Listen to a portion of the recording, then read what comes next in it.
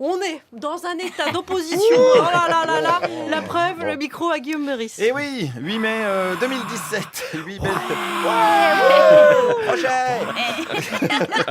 8 mai 2017, il est 17h35. Je pense que le temps est venu d'un premier bilan de ce quinquennat d'Emmanuel Macron. Très très décevant dans l'ensemble. Le chômage n'a pas baissé. Les travailleurs détachés belges poursuivent leur mission décanante sur la radio de service public. Et j'ai même bossé dimanche soir à cause de Macron. Ça commence bien.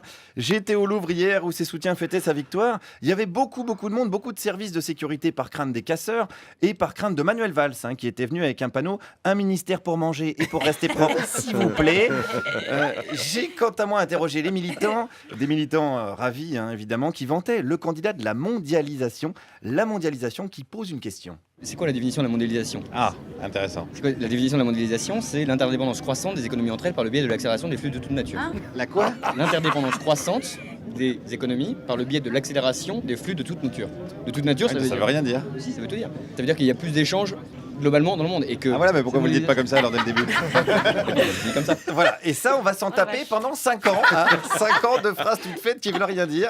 Je vous rappelle que pour dire « passe-moi le sel », Emmanuel Macron dit « Je vous conjure de bien vouloir me confier, pardon de vous le dire, le fruit de la rencontre entre la mer et le soleil, par-delà les Galimatia, et qui s'appelle Rio Kézak. » Voilà, il y a un parler Macron. Par exemple, « va crever, sale chômeur » se dit « flexi-sécurité ». Voilà, c'est plus joli, disons que c'est plus mignon. Ce qui est mignon, ce sont aussi ces jeunes qui ont voté Macron pour son programme écolo. Oui, c'est incroyable. C'est pas incroyable, mais c'est déjà le début. L'écologie, Macron, ouais, c'est pas gagné quand même. Oui, mais c'est la politique des petits pas. Il faut avancer doucement. Ah, c'est en marche, mais à petits pas. Oui, on court pas trop. Non, on court pas du tout, on marche à petits pas sur l'écologie. Je le dis d'ailleurs, s'il y a des ours blancs qui nous écoutent, prévoyez quand même une petite épilation du maillot pour cet été. Ça va encore chauffer les petits pas qui était une chanson de Zebda, je le rappelle. Bravo les gars, après tomber la chemise pour le DRH d'Air France et la chanson Je crois que ça va pas être possible sur les chances de Benoît Hamon d'être au second tour. C'est quand même une grosse influence sur l'actu. Puisqu'on parle de chansons, j'ai continué à en parler au détour d'une question.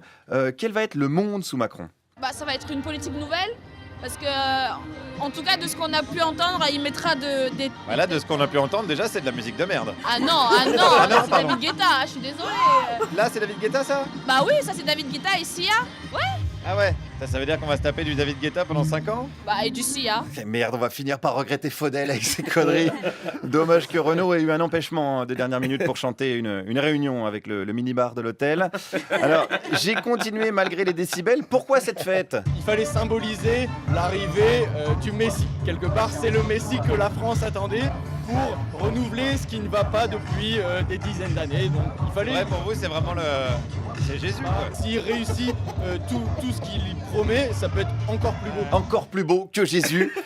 Jésus qui, le premier, a lancé le slogan « Lève-toi et marche ». C'est quand même de lui à la base. Voilà, il y a une filiation. Il y a aussi le mouvement En Marche sur l'eau qu'on connaît très bien. Et Jésus mourra crucifié sur ses promesses également. Et peut-être que c'est le sort d'Emmanuel Macron finalement parce qu'il a vendu beaucoup d'espoir durant la campagne. Est-ce qu'il n'y a pas un petit risque pour que ses soutiens soient déçus ? Avec Hollande, on était dessus. Avec son programme, c'était bien son programme. Maintenant, il n'a pas tout fait pour le jeune, pour le travail. Là, maintenant, Macron, tout de suite, a son programme. Mais est-ce qu'il va l'appliquer ? Ouais, je crois. On a toujours l'espoir. Là, vous avez l'espoir. On a l'espoir. Comme on est là en soutien, il faut que... Et du coup, vous avez le même espoir qu'avec Hollande. Ouais. Voilà. Donc, il n'y a pas de raison qu'il soit déçu, a priori, le garçon. On peut tromper 1000 fois une personne, comme disaient les nuls. Les nuls, je ne parle pas de la troupe de comédiens, je parle du Parti Socialiste. C'est la méthode Coué, on y croit, mais il y en a chez qui c'est moins efficace. Là, on va y arriver, je pense qu'il ne va pas nous décevoir, lui. C'est sûr, hein ? Pas à 100%, mais Ah merde. mieux vaut y croire. Ah ouais, mais là, ça me rassure pas du tout, du coup. On va y arriver, ça va être un bon président. Ouais. Ouais, allez. Ouais. Allez, motivé. Le même enthousiasme que Juliette Arnaud devant un Perrier Citron.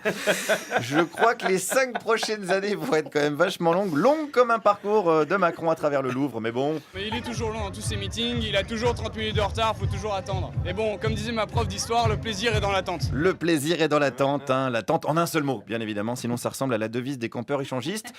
Donc, en attendant, tout le monde s'est bien dispersé hier soir, il n'y a pas eu de casseurs, si ce n'est celui qui était sur scène quand même, qui a prévu de s'attaquer par ordonnance au code du travail.